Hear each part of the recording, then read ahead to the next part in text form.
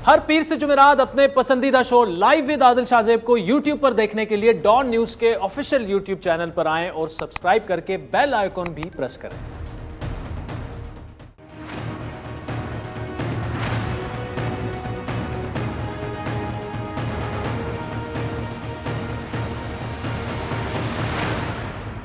अस्सलाम वालेकुम, मैं हूं आदिल शाहजेब। खैबर पुख्तूनख्वा, वफाक, पंजाब, बलूचिस्तान, गिलगित बल्तिस्तान और आज़ाद कश्मीर में हुकूमत बनाने के बाद अब तहरीक इंसाफ ने सिंध पर नजरें जमा ली हैं। इमरान खान के दौरे सिंध के ऐलान के बाद वफाकी हुकूमत ने सिंध में जो सियासी और इंतजामी तौर पर मुतहरिक होने का फैसला किया है, बड़ा अहम मुझसे देखा जा रहा है। इस्लामाबाद में इमरान खान के अगस्त में सिंध के दौरे में अहम शख्सियात को PTI में शिरकत की दावत भी दी जानी है।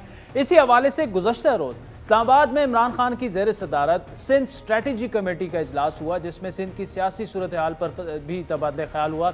इसी हवाले से वफाकी वज़रा भी मुसलसल बयानात दे रहे हैं और सिंध में अगली हुकूमत तहरीक इंसाफ की बनाने का भी कर तहरीक इंसाफ हुकूमत बनाने जा रही है और सिंध में भी तैयारी रखे तहरीक इंसाफ एक दिन सिंध में भी तहरीक इंसाफ की हुकूमत होगी इंशाअल्लाह। सिंध के सबसे बड़े दुश्मन इस वक्त सिंध के ऊपर राज कर रहे हैं, ये हमारी बदकिस्मती है। लेकिन बहरहाल इंशाअल्लाह इनके दिन भी थोड़े हैं। आखिरी इलेक्शन था जो उन्होंने लड़ लिया, कामयाब हो गए। इस बार इंशाअल्लाह इमरान खान खुद सिंध में आकर के इलेक्शन कैंपेन जो होगी अगली 2023 की, इमरान खान खुद उसको लीड करेंगे और आप देखेंगे कि सिंध के अंदर अगली हुकूमत इंशाअल्लाह PTI की हुकूमत होगी।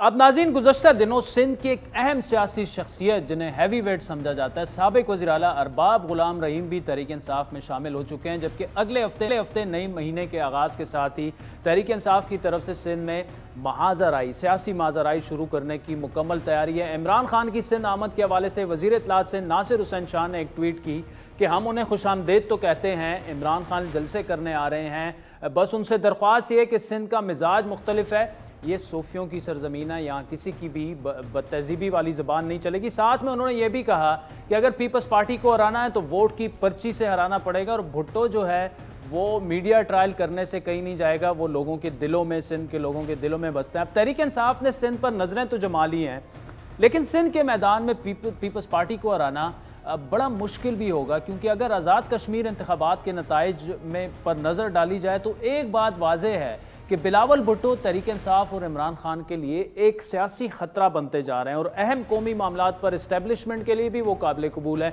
यूं आज़ाद कश्मीर में 11 नशिस्तें जीतकर बिलावल भुट्टो ने यह साबित कर दिया है कि वो इमरान खान के लिए मुस्तकबिल में एक बड़ा सियासी खतरा साबित हो सकते हैं। दूसरी जानिब शहबाज शरीफ नून लीग में मज़ामती सियासत से दूर रहे हैं और आज़ाद कश्मीर इंतखाबात इलेक्शन में हिस्सा ना लेने पर पार्टी को जो सियासी नुकसान पहुंचा शहबाज शरीफ के हिस्सा ना लेने से, उससे नून लीग के अंदर भी ये बात बड़ी वाज़ेह तौर पर अब कही जा रही है कि अगर पार्टी ने 2023 के इंतखाबात में PTI का मुकाबला करना है तो शहबाज शरीफ के ही तर्ज सियासत को आगे लाना होगा। यूँ नून लीग में शहबाज शरीफ खुद अपनी पार्टी और इस्टेब्लिशमेंट दोनों के लिए सियासी मैदान में मौजूद रहने के लिए इस वक्त वाहिद चॉइस नज़र आ रहे हैं और यही वजह है कि शहबाज शरीफ भी इमरान खान के लिए एक सियासी खतरा है। तहरीक इंसाफ चारों सूबों और आज़ाद कश्मीर में हुकूमत बनाने के बाद सिंध पर राज करने के ख्वाब देख रही है और इस ज़िम्मन में साबिक वज़ीर आला सिंध अरबाब गुलाम रहीम का अहम किरदार होगा, जो कि सूबे के सरबरा भी रह चुके हैं। उन्हें इमरान खान ने सिंध में पार्टी को मुनज़्ज़म करने की जिम्मेदारी भी दी है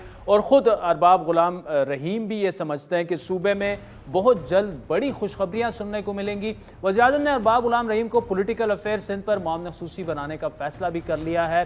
अब तहरीक इंसाफ को सिंध में मुतहरिक करने की भारी जिम्मेदारी अरबाब गुलाम रहीम निभाएंगे और किस तरह वो निभाएंगे, इस हवाले से उनकी तैयारी क्या है, प्लान क्या है, खुद उनसे पूछते हैं। आज हमारे स्टूडियो में मेहमान है साबिक वज़ीर आला सिंध अरबाब गुलाम रहीम साहब। अरबाब साहब, पहले thank you so much for joining us in the studio. Sir, ये बताइएगा कि आप GDA छोड़कर पहले तो PTI में कैसे आ गए, क्योंकि लास्ट मंथ में मैं आपकी कुछ स्टेटमेंट्स देख रहा था, इमरान खान पर तनकीद कर रहे थे कि आपने you have left us alone to deal with the mess here, हमारे खिलाफ इंतकामी कार्रवाइयाँ हो रही हैं और इमरान खान ने अपने वादे पूरे नहीं किए, अगले महीने आप PTI में शामिल हो जाते। देखें जी, वो रिगार्डिंग वहाँ प्रांशल जो हमारी PTI की लीडरशिप थी उसमें कुछ चीज़ें ऐसी हुई थी। मुझे जो खड़ा किया गया था, हम GDA का मैं कैंडिडेट था और वहाँ पे जो खुली आज़ादी है पीपल्स पार्टी को, धांधली करें, मारें पीटें, ये फेडरल गवर्नमेंट थे, उनको ज़रा ये मैसेज देने के लिए मैंने बात की थी। मैंने कोई इमरान खान के ख़िलाफ़ बात नहीं की थी कि जी आपने सिंध को राइट ऑफ कर दिया है, तो वो अब उन्होंने उसका नोटिस ले लिया है, मेरी बात बन गई। और ये मैं आपको बताऊं कि इसमें कोई प्लानिंग नहीं थी मेरे ज्वाइन करने में, और अल्लाह की मेहरबानी से, अल्लाह की तरफ से ये हुआ है। मैं ऐसे ही आया हुआ था लाहौर किसी शादी में, और ये ज़रूर है कि पीटीआई में ये सोच और थिंकिंग चल रही थी कि भाई किस बंदे को ले आएँ सिंध में जो लीड करे पार्टी को और उसकी क्रेडिबिलिटी भी हो और सारी चीज़ें। उनके खान साहब के जहन में मेरे लिए अच्छा तासुर है, मेहरबानी है खान साहब की कि मैं जब दुबई में था, मैं उस वक्त हम ख्याल मुस्लिम लीग में हमायूं अख्तर, सलीम सैफुल्लाह, आपको दावत भी दी थी उन्होंने, शमूलियत की? हाँ, मुझे दावत दी थी। उस वक्त भी उनके अल्फाज ये थे कि आपकी रेपुटेशन अच्छी है, आपकी क्रेडिबिलिटी अच्छी है, उस वक्त से इनके जहन में है। अब किसी ने वहाँ कराची में, सिंध में, अच्छा, अरबाज साहब दो चीज़ें, तो उन्होंने मुझे इनवाइट किया, मेरी बात कंप्लीट करने दें। मैं लाहौर आया हुआ था किसी शादी में, वहाँ ऐसे ही इत्तेफाकन ख्याल आया, क्योंकि टेलीफोन पे चीफ मिनिस्टर साहब से बात होती रही, छोटे मोटे एक दो दफ़ा मैंने काम सिंध के कुछ लोगों के काम थे, तो मैंने उनको कहा लोगों का तासुर चीफ मिनिस्टर पंजाब के लिए और है, मेरा और है, कि वो वहाँ से बैठ के दो तीन दफ़ा ऐसे मतलब इमीडिएट उन्होंने उस पर इम्प्लीमेंट किया कि मैं उनसे मुतासर था। मैंने कहा जब मैं आऊँगा लाहौर तो आपसे मुलाकात करूँगा। अरबाज साहब, अब आपकी स्ट्रैटेजी सिंध में क्या होगी? क्या आपको ये टास्क मिला है कि पीपल्स पार्टी के चीदा लोगों को तोड़ना है, क्या करना है, जीडीए के लोगों को तोड़ना है? आप खुद जीडीए का हिस्सा रहे हैं, किस तरह फाल बनाएंगे? क्योंकि आप खुद कह रहे हैं कि इन 3 सालों में जो भी वजूहात थी, तहरीक इंसाफ उस तरह से जीडीए को भी सपोर्ट नहीं कर पाई, सिंध में उस तरह से परफॉर्म नहीं कर पाई, इनकी अपनी पीटीआई इतनी मजबूत नहीं है वहाँ पर, इसीलिए आपको बनवाया गया। इन सारे मसाइल में लाए अमल खान साहब ने आपको क्या कहा, हमने क्या करना है सिंध में? देखें जी, खान साहब ने ये मेरे ऊपर छोड़ा है, ठीक है। हम तो पीटीआई पीपल्स पार्टी वालों को तो कुछ नहीं कहेंगे, ना कहा है अभी तक। ये कितने ये तीसरा टेन्योर है। शामिल किसे करवाएं? भाई कई और लोग बैठे हुए हैं ना जी। अच्छा, पहली बात तो अगर सिंध के अवाम शामिल हो गए पीटीआई में निचले लेवल पे लोग, तो जो इलेक्टेबल्स हैं जिनके सिंध में थोड़ा सा डायनामिक सियासत के मुख्तलिफ हैं। एक पीपल्स पार्टी है, दूसरा हर डिस्ट्रिक्ट में इलेक्टेबल कोई और आदमी बैठा हुआ है। एक पंजाब में ज़्यादा है, 5 भी हैं, 6 भी हैं कॉन्स्टिट्यूंसी। सिंध में एक उधर है तो एक इधर है, ठीक है नहीं? तो वो जिधर जाएगा उधर की शायद, क्योंकि एक तो उसका वोट बैंक है, उससे जो कैंडिडेट है, दूसरा पार्टी का होता है। जो इलेक्टेबल आया पंजाब में भी, फ्रंटियर इलेक्टेबल जो है ना पार्टी वोट को देखता है। अच्छा। अगर पार्टी वोट बन जाता है फिर इलेक्टेबल जो है ना मजबूर होता है उस पार्टी को ज्वाइन करने। जैसे पंजाब में भी हुआ, ना चाहते हुए भी लोगों ने, मैं खुद इस चीज़ का गवाह हूँ, लोग कहते थे हमें, जो हमारे साथ मेरा 3-4 टेन्योर में एमएनए रहा हूँ, मेरे पंजाब के लोग भी वाकिफ़ हैं, तो वो कहते थे कि यार हमारी, क्योंकि थोड़ा सा खान साहब के, मैं इस पर चैनल पे भी कहूँगा, थोड़ा सा उनका अपना मिजाज है, मतलब वो किसी को खुशामद करना, किसी को वो करना नहीं करते, तो वो उससे थोड़ा सा लोग घबरा रहे थे। मगर लोगों की मजबूरी, हम भी इस बात से घबरा रहे थे, मगर जब खान साहब को करीब से देखा, कम से कम एक मुल्क के साथ सिंसियर है, काज के साथ सिंसियर है, तो अब हम अपनी ज़ाती अनाजी हमें उठ के हाथ क्यों नहीं दे रहे खान साहब, हमें वो नहीं करना चाहिए। हाँ, तो वो प्लीज एक मिनट कंप्लीट करें। तो पंजाब में भी लोगों को ये रिजर्वेशन थी, मगर पंजाब के वोट बैंक ने कैंडिडेट्स को मजबूर किया खान साहब से मिलने के लिए, जो हुए और पंजाब में जीत लिया। फ्रंटियर में तो कहते हैं खान साहब पख्तून है इसलिए जीता, या पंजाब में तो हालांकि रहने वाले ये मियाँ वाली भी पंजाब में आती है, लाहौर में रहते हैं वो, तो पंजाब में रहते हैं, मगर लोगों ने वहाँ वोट दिया है। ठीक, अच्छा, अब मुझे ये बताइए कि why not People's Party? People's Party कह रही है हम 12-13 सालों से इख्तिदार में, और दूसरा ये कि भुट्टो का नाम आज भी सिंध के गली कूचों में चलता है, बहुत बड़ा आपके लिए चैलेंज होगा। और पीपल्स पार्टी अगर कर रही है, अच्छा कर रही है, परफॉर्म कर रही है, लोगों ने उन्हें इलेक्ट किया है, तो उनको किस तरह घर भिजवाएंगे और क्यों? देखें जी, लोग वहाँ कहते हैं कि भाई हम क्या करें, मजबूरी है, कोई अल्टरनेट नहीं है हमारे पास। अल्टरनेट पैदा भी लोग ही करते हैं। कोई इस वक्त को ज़ियाउल्लाह का मार्शल आनी है, मुशर्रफ का मार्शल आनी है, को अल्टरनेट पैदा करके दें। अल्टरनेट हम उनको देंगे, वोट लोग देंगे। जैसे फ्रंटियर में भी तो कई पार्टियां पहले से 2-2, 3-3 टेन्योर या 4 टेन्योर, ये मजहबी जमातें भी और वली खान साहब की जमात भी, उधर रूल तो वो करते रहे। खान साहब तीसरे बीच में से उभर के आ गए, लोगों ने अल्टरनेट पहले इलेक्शन में कम वोट दिए, दूसरे में 2/3 तक दे दिया। तो जब आजमाइश में आए खान साहब को लोगों ने देखा, पंजाब के लोगों ने वोट दिया, इवन कराची के जो पढ़े लिखे लोग जो समझते हैं, माजरत से हमारे माशरे की ये बात है कि हम लोग जब ये बात कर रहे हैं ना, ये ज़्यादातर लोग नहीं सुनेंगे, कुछ लोग सुनेंगे, और वो जो भी शहरी लोग टीवियों पे बैठे होंगे, जो गाँव गोठों में फिर रहे होंगे बेचारे, उनके पास टीवी, आजकल तो ये मोबाइल के थ्रू पढ़ा लिखा तबका अब सुन लेता है, आम लोग ये बात ही नहीं सुनते, और वो उनका मुल्क के जो अफेयर्स हैं उनसे उनका कोई वो लेना देना ही नहीं होता कि क्या हो रहा है, क्या हो जाएगा, कौन अच्छा आएगा, हमारे मुल्क को ठीक करेगा। उनको रोजमर्रा की चीज़ों से काम है, वो इन चीज़ों में पढ़ते नहीं है। ये हमारे मसाइल हैं। अच्छा, मैं में ये मसला ज़्यादा है। सिंध का वोटर होता और आपसे एक सवाल करता कि जी हमने कराची में तो मैंडेट खान साहब को दे दी है, 12 MNAs दे दिए, उनकी गवर्नमेंट उनकी वजह से बन गई, 3 सालों में वो कहीं हमें नजर नहीं आ रहा। फैसलवाड़ा के इलेक्शन हुआ, 5वें नंबर पर PTI आई। क्या जवाब देंगे आप मुझे? उसका जवाब खान साहब मुझे ले आए हैं ना जी, उसका ये जवाब है। और दूसरा ये है कि खान साहब मतलब PTI की कारकर्दगी सिफर तो अरबाब गुलाम रहीम आ गए। मैं आ गया हूँ, अब मैं आ गया हूँ इंशाल्लाह। अच्छा, बात यह है कि वहाँ मसाइल ज़्यादा हैं। एक तो फोकस खान साहब का इधर पंजाब पे ज़्यादा रहा। खान साहब खुद भी कहते हैं, खान साहब का जो है ना, वो जिस डायरेक्शन में एक होता है ना, जैसे इधर धरना दिया तो धरने पे फोकस था। खान साहब जैसे आए तो मुल्क की इकोनॉमी बैठी हुई थी, ठीक है ना, इकोनॉमी को ठीक किया उनका। और हकीकत में मुल्क की अगर इकोनॉमी ठीक नहीं होती तो ये फैसले भी नहीं कर सकते। अमेरिका को नो भी नहीं कह सकते थे, अभी जो बम्बार्डमेंट करते हैं ना उसको नो नहीं कर सकते थे। ठीक है। और मसाइल में और फैसलों में खान साहब ने इंटरनेशनल चीज़ों पर ज़्यादा फोकस किया। उनकी मुखालफत जो पुरानी 2 बड़ी पार्टी जिसको लोग माफियाज भी कहते हैं उनसे मुकाबला, कोविड आ गया अचानक, ये लक की बात होती है ना, कोविड आ गया अचानक, उसको मैनेज करने का मसला। सिंध में जो गवर्नमेंट बैठी है वो घुसने नहीं देती फेडरल गवर्नमेंट को। वो ये जो 18वीं तरमीम, ये तो एक मिनट प्लीज जरा मुझे सेंटेंस कंप्लीट वो आप कर लें बिल्कुल, ठीक है ना, जो वो उनको अंदर घुसने नहीं देती जी, 18वीं तरमीम है। ये कभी हुआ ही नहीं पाकिस्तान में कि फेडरेशन आउट हो और सब कुछ सूबा हो। भाई फेडरेशन जब तक मजबूत नहीं होगी, फेडरेशन के हम परफॉर्म कर रहे हैं, हमें क्या परफॉर्म आप देख लें, परफॉर्मेंस तो आप देखें ना भाई। नहीं, कुछ ऐसा कंक्रीट मुझे देना कि मैं सिंध के आवाम को कहूं कि पीपल्स पार्टी को वहाँ के गलियों के हालात देख लें, शहरों के हालात देख लें, वहाँ पे आपके ये जो कुत्तों के काटने की दवाई के हालात देख लें, हॉस्पिटल्स के देख लें, वहाँ जो भी हालात हैं, और वहाँ के ये जो बैंक्स के थ्रू पैसे निकले उसके हालात देख लें, सबूत हैं। और ये आपके ओमनी के हालात देख लें तो ये सारे हालात अच्छे हैं। वहाँ के 2 चीफ जस्टिस ने कहा देयर इज नो गवर्नमेंट, इससे ज़्यादा और क्या हो सकता है। ठीक, अच्छा, अगर सुप्रीम कोर्ट डिसीजन दे के जाती है, फैसले दे के जाते हैं, मगर उस पर इम्प्लीमेंट ही नहीं होता। नौकरी से लोगों को निकाला, अभी तक बैठे हुए हैं। करप्शन में पैसे वापस होते हैं, दोबारा वही पैसे लूटे जाते हैं।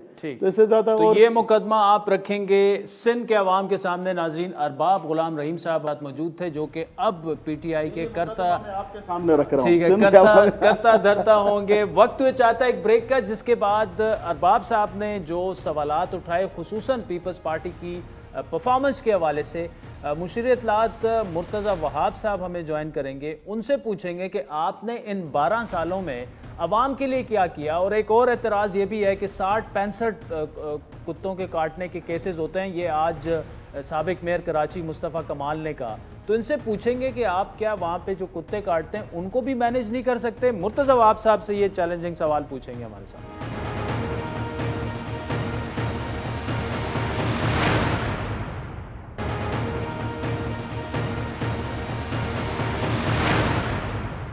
वेलकम बैक नाज़रीन। ब्रेक से पहले साबिक वज़ीर आला सिंध अरबाब गुलाम रहीम साहब के साथ बड़ी तफसीली गुफ्तगू हुई कि उन्होंने पाकिस्तान तहरीक इंसाफ को क्यों ज्वाइन किया, और मैंने कोशिश पूरी की कि आप उनसे ये जवाब निकल सके कि आखिर वजह क्या है कि वो लोग चाहते हैं कि पीपल्स पार्टी की हुकूमत पर घर चली जाए, क्योंकि उन्हें भी अवाम ने इलेक्ट किया है।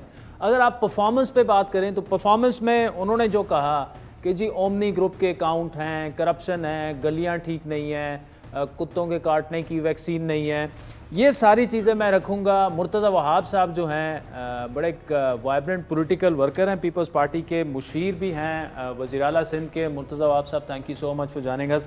और एक अहम बात ये भी है कि एयरपोर्ट से सीधा वो चल के हमारे पास आए हैं, तो thank you so much sir. ये क्या आप इसको एक पोटेंशियल थ्रेट के तौर पर पॉलिटिकल देख रहे हैं? एक 2-3 दिनों से हमने देखा कि एक मैसेज ये दिया जा रहा है कि जी अब सिंध में भी हम आ रहे हैं, सिर्फ सिंध रह गया जहाँ पे पीटीआई की गवर्नमेंट नहीं है और अरबाब गुलाम रहीम को हम ले आए हैं। तो बड़ी आपने इम्पॉर्टेंट पॉइंट उठाया। जो लोग कह रहे हैं कि अब हम सिंध में आ रहे हैं, अरबाब गुलाम रहीम हमारे पास आ गया, इसका मतलब उन्होंने पहले चार्जशीट अपनी मौजूदा पार्टी के ख़िलाफ़ कर दी कि जो मौजूदा लोग थे शायद उनके बस की बात नहीं थी पीटीआई के मामलात को देखना या सिंध के अंदर पीटीआई के इंटरेस्ट को लुक आफ्टर करना या सिंध के आवाम के इशूज़ को रिजॉल्व करना, कि अब उनको एक बंदे को इम्पोर्ट करके लाना पड़ा।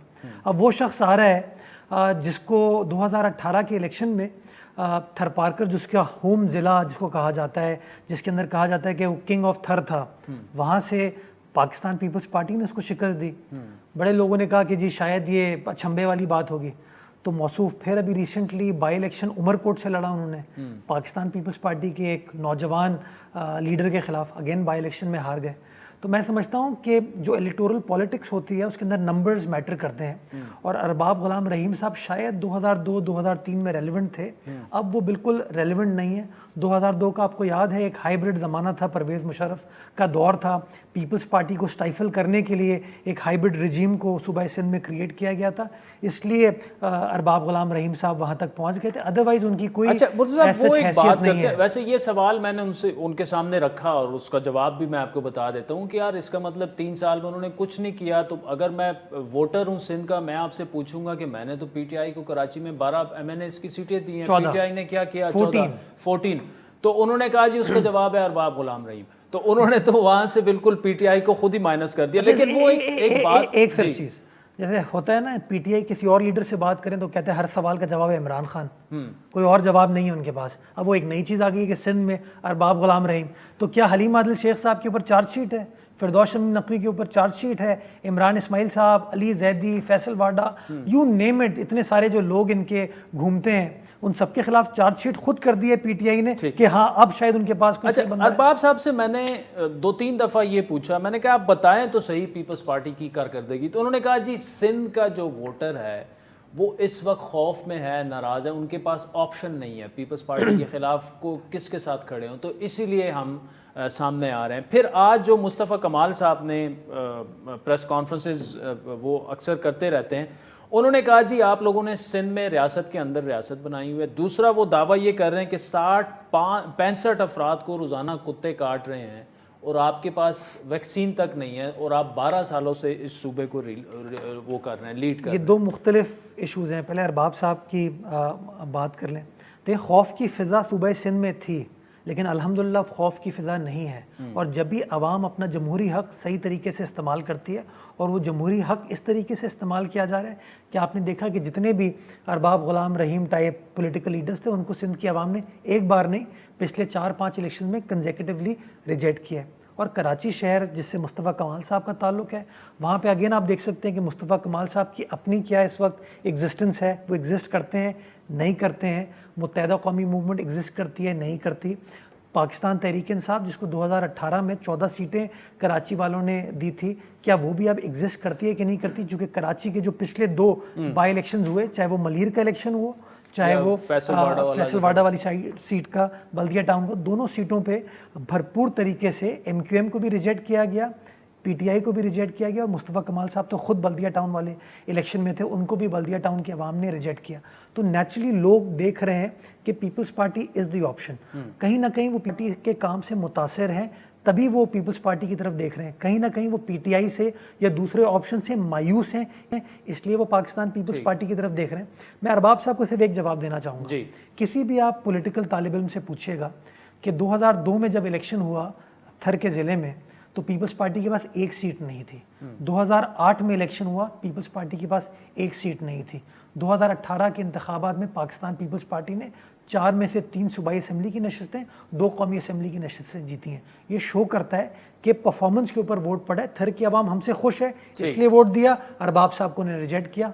अच्छा, मुझे ये बताइएगा मुर्तज़ा साहब के 13 सालों में मुस्तफ़ा कमाल साहब कह रहे हैं आपने एक कतरा एक्स्ट्रा पानी आप नहीं लेके आए, आप कचरा नहीं उठा रहे, 2.5 लाख नौकरियां आपने दी अंदरूने सिंध में, और जो कराची का जो मेरिट पे जो कोटा होता है, जो शहरी सिंध का कोटा है, वो भी जाली डोमिसाइल बना के आपने दिया।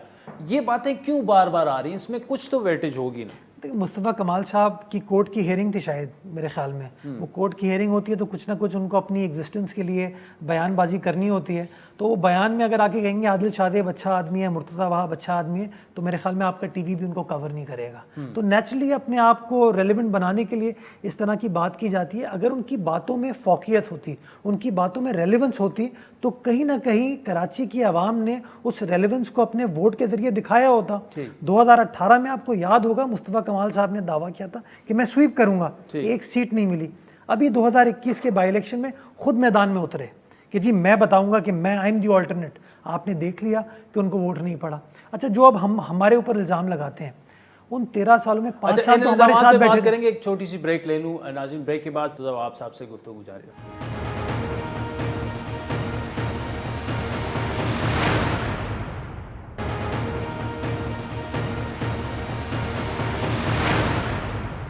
वेलकम बैक नाज़रीन। मुशीर इत्तलात सिंध जनाब मुर्तज़ा वहाब साहब हमारे साथ मौजूद है। मुर्तज़ा वहाब साहब, ये कुत्ते क्यों नहीं कंट्रोल हो रहे आपसे? मतलब वैक्सीनेशन नहीं है, ये बार हर कोई कहता है जी वहाँ पे कुत्तों के काटने की वैक्सीन नहीं है। गलत बात है ये। अच्छा। ये बीच में एक प्रॉब्लम आई थी और उस ज़माने में मैं खुद रिकॉर्ड पे आया था और मैंने आपको बताया था कि इसको कहते हैं ARV vaccine, anti rabies vaccine. ये इंडिया से इम्पोर्ट होती थी और आप निम से, पिम से हम लेते थे, और मैंने डॉक्यूमेंट भी शो किए थे कि सिंध गवर्नमेंट ने ऑर्डर्स प्लेस किए हुए हैं और हमें फेडरल गवर्नमेंट से जो है वो उसकी डिलीवरी नहीं मिल रही। वो तमाम डॉक्यूमेंट्स मौजूद हैं।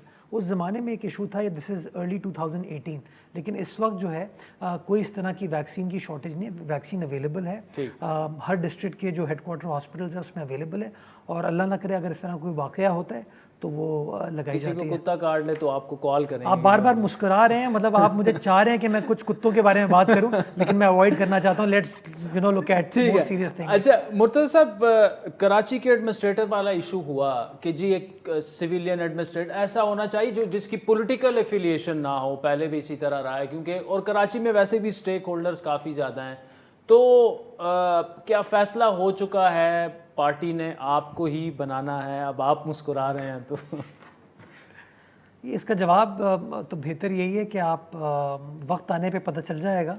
अभी फ़िलहाल इस तरह कोई फ़ैसला नहीं हुआ, लेकिन जो लोग कहते हैं, और आपने ख़ुद भी अपने सवाल में पूछा कि कभी सियासी एडमिनिस्ट्रेटर नहीं रहे, आपके डॉन ग्रुप से वाबस्ता फ़हीम ज़मान साहब पाकिस्तान पीपल्स पार्टी के 93 के दौर में पॉलिटिकल एडमिनिस्ट्रेटर थे। मुशाहिदुल्लाह खान साहब, ये उनका एतराज़ है कि सियासी नहीं बनाना चाहिए। मुशाहिदुल्लाह खान साहब 1997 में रहे।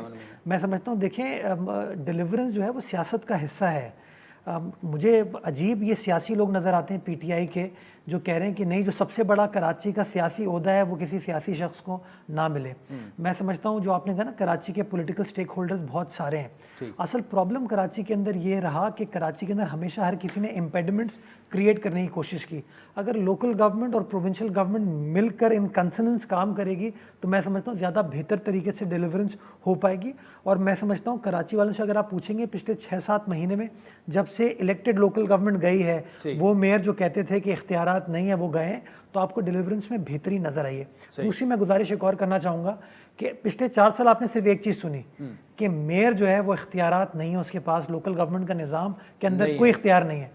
अब अगर कोई सियासी शख्स आके बैठ रहा है तो आप कह रहे हैं नहीं, ये बड़ा वैलिड पॉइंट है। तो ये जरा सोचने की जरूरत है, इसका मतलब इख्तियारात थे जो कि इस्तेमाल नहीं किए जा रहे थे। आखिरी 2 मिनट है, लेकिन सवाल बड़ा अहम है हमारे पास। कश्मीर के इंतखाबात में पीपल्स पार्टी की परफॉर्मेंस मतलब एक्सपेक्टेशंस एक्सीड कर गई। एटलीस्ट जो हम यहाँ पे लोग बैठे, मैं सबको शामिल करके कह रहा हूँ कि पीपल्स पार्टी का एक गिला रहा है कि जी आप लोग इस्लामाबाद में बैठे हुए सहाफ़ी बायस हैं, और मैं एडमिट करता हूं, मतलब मैं ये नहीं कह रहा मैं भी उनमें शामिल हूं, कौन शामिल है कौन नहीं। एक है पीपल्स पार्टी के साथ उस तरह की ट्रीटमेंट नहीं होती जिस तरह की होनी चाहिए थी।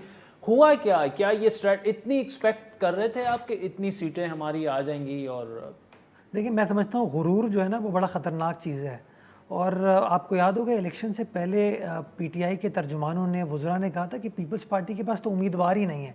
कहा था ना 8 शायद उम्मीदवार हैं, 11 सीटें निकली। 11 सीटें निकल गई, 2 सीटें शायद उन्होंने हरवा दी हमको, एक का कल 2 का बड़ा मार्जिन कम रहा। तो शो करता है 14 सीटों पे कितनी रेलेवेंस पाकिस्तान पीपल्स पार्टी रही है। तकरीबन 4 lakh vote Pakistan People's Party को मिले, और तमाम प्रोपेगेंडे के बावजूद, तमाम हथकंडों के बावजूद, और जिस तरीके से वफाकी हुकूमत ने अखराजात किए हैं, पैसे खर्च किए हैं, गंडापुर साहब की परफॉर्मेंस आपने देख ली, तो पीपल्स पार्टी बहैसियत सियासी जमात नहीं लड़ी थी इलेक्शन। एक सियासी जमात का एक सियासी जमात और हुकूमत से मुकाबला था, एक माइंडसेट से मुकाबला था। और मैं समझता हूँ तमाम साजिशों के बावजूद, तमाम पैसे अखराजात के बावजूद पीपल्स पार्टी ने इस तरह की कामयाबी हासिल की है। ये शो करती है कि बिलावल भुट्टो जरदारी साहब का जो नैरेटिव है, जो कि इश्यूज फोकस्ड है, जो लोगों की पगड़ियां नहीं उछालता, जो लोगों के ऊपर इल्जामात नहीं लगाता, नैरेटिव इज वर्किंग। ये आपका ओपिनियन है। मुर्तज़ा वहाब साहब, thank you so much for joining us. नाज़रीन, वक्त तो चाहता है जिसके बाद बलूचिस्तान की बात करेंगे। शाहज़ैन बुख्ती साहब हमें ज्वाइन करेंगे, उनसे पूछेंगे कि कितने नाराज बलोचों से अभी तक उनका राब्ता हुआ हमारे साथ।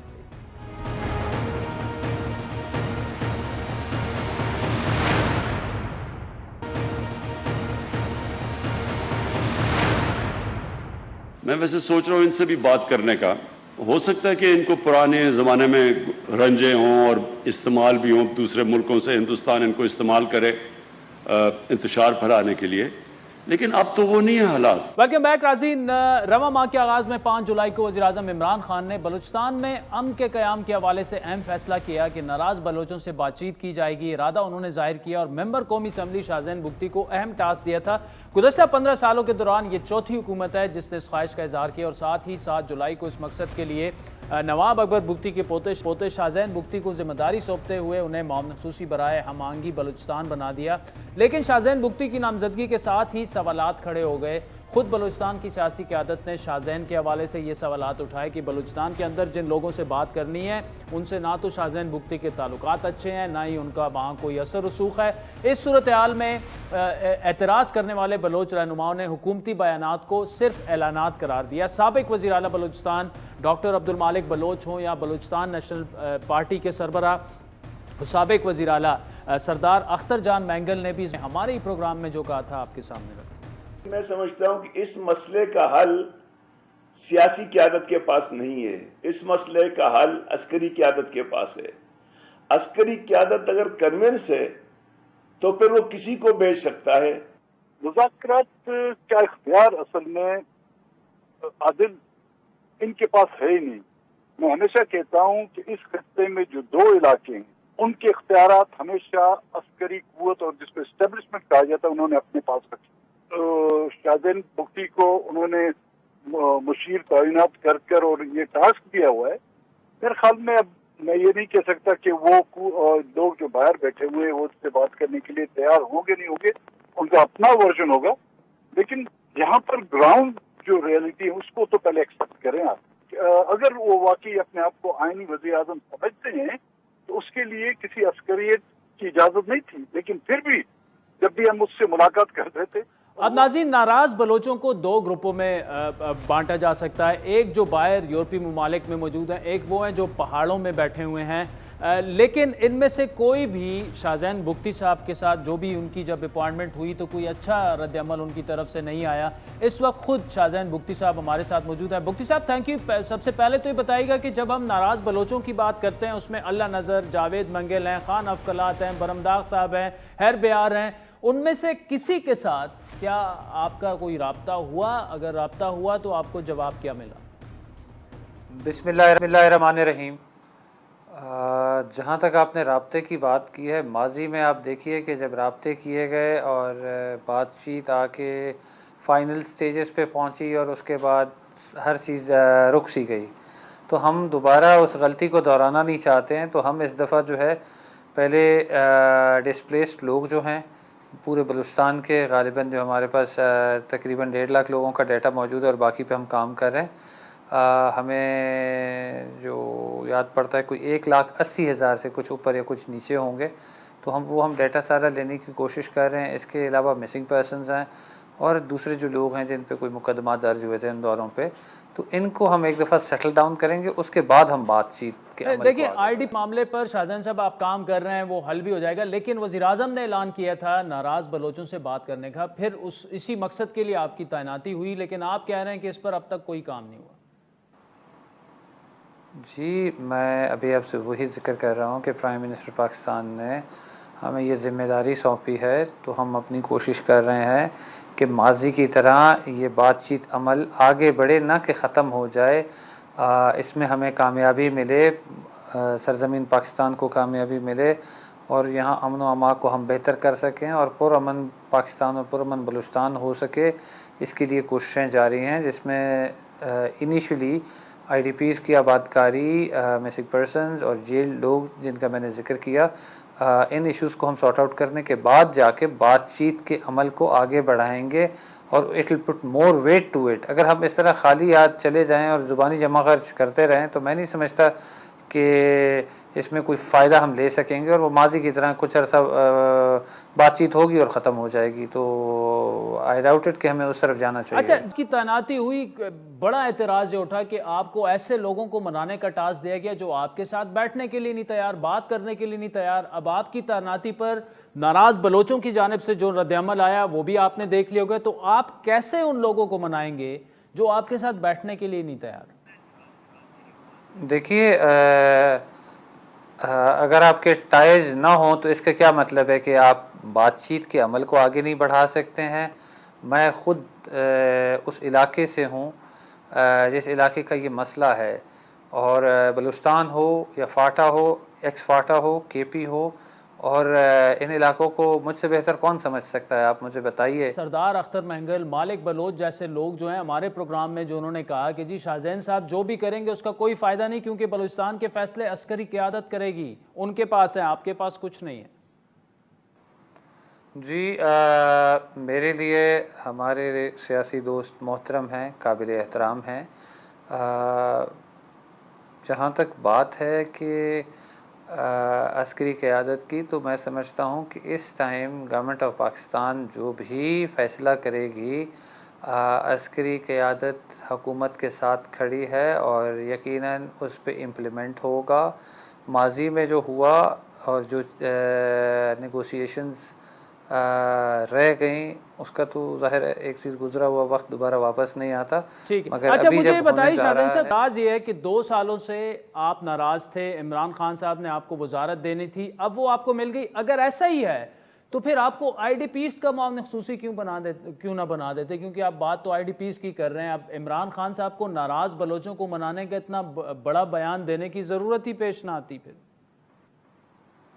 गुजारिश ये है कि अगर सिर्फ मुझे राज़ी करना होता तो वो सिंपल कह देते कि हाँ जी बुगटी महाजरीन को ले जा रहे हैं। और मैं आपको ये बताता चलूँ, बलूचिस्तान में सिर्फ बुगटी महाजरीन नहीं है, बलूचिस्तान में बुगटी महाजरीन की एक बड़ी तादाद है, इसको कोई झुटला नहीं सकता है। इसके अलावा पश्तून इलाके के महाजरीन हैं, कोस्टल बेल्ट के महाजरीन हैं बलूचिस्तान के, तो पूरे बलूचिस्तान की बात है। और जहाँ तक रिकन्सिलिएशन प्रोसेस है वो पूरे बलूचिस्तान में किया जाएगा और सबसे बातचीत की जाएगी। जैसे मैंने कहा कि अपन जो पाकिस्तान के फ्रेमवर्क को और बाउंड्रीज को एक्सेप्ट करेगा, हम तमाम से बात करेंगे। शाहजहान बुगटी साहब, थैंक यू सो मच। नाज़रीन, आपने सुना, शाहजहान बुगटी साहब को टास्क ये दिया गया है कि बलूचिस्तान के जो नाराज़ लोग हैं उनको मनाया जाए, लेकिन वो प्रोसेस अभी तक शुरू नहीं हुआ, क्योंकि वो इंसिस्ट कर रहे हैं कि पहले IDPs का मामला हल होगा, उसके बाद ही नाराज़ बलोचों को मनाने की कोशिश की जाएगी। तो आज के प्रोग्राम पर आपके फीडबैक के मुंतज़िर रहेंगे। हमारा ट्विटर हैंडल है @AdilShahzad। मुझे, मेरी टीम से इजाज़त दीजिए।